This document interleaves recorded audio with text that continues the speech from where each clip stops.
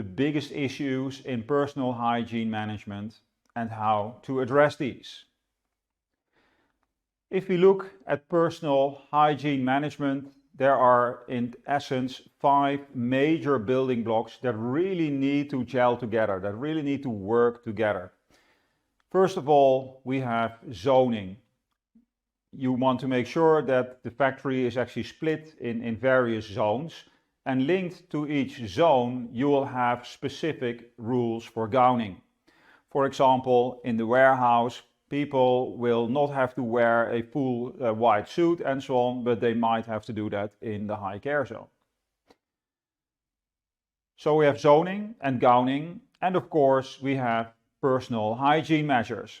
These are defining when people should wash their hands, should clean their shoes, should also replace their shirt, for example. And there's many more rules, as we'll see later on. And the fourth critical aspect in personal hygiene management is ongoing training and communication. And here the word ongoing is really important, because the half-life of knowledge is about 6 months, which basically means if you only train people once, after 6 months they might remember about half that you told them. And after a year it will be like a quarter of what you've told them. So it already shows that continuous training and communication is really important. And last but not least, discipline is also a very important building block. You should instill a level of discipline in the organization to really stick to the rules. But yeah, sticking to the rules is very easy if everything is designed well, is very cohesive and works together in the way you would like it to do. Because if it doesn't, it gets much more difficult, and you literally might have to discipline people to follow the rules. Let's look at these 5 aspects in a little bit more detail, and at the bottom of each slide you will see what I'm talking about. So let's first move to zoning. If we look at the definition of zoning, you might say there are typical 3 levels that you could distinguish. First of all, you have the low care. The low care is where you store raw materials or finished products, but they are still fully packed and stay closed at all the time. So that's your warehouse.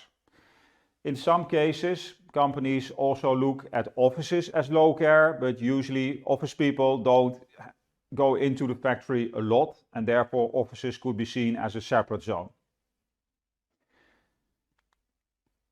Next, we have the medium care, and this is where you might say this is where you do low risk product handling, which basically means closed manufacturing. So the product is inside pipes, is inside vessels, and those are not open to the external environment.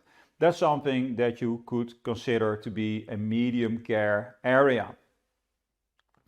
And then there is the high care area, and be careful. Every factory, in essence, will have a high care area. The high care area is where you do the high risk product handling. So that could be manual handling of foodstuff, but it also includes the dosing of ingredients. So once you could do the processing in a medium care environment, you really want to make sure that when you're dosing raw materials, you actually do this in a high care environment. And an environment doesn't always need to mean a complete room. It is also possible, for example, to have like a specific vertical airflow in a location where you would like to dose a product in a medium care room.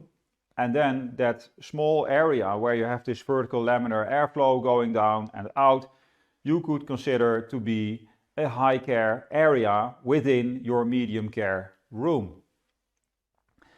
So in essence, every factory will have these 3 zones.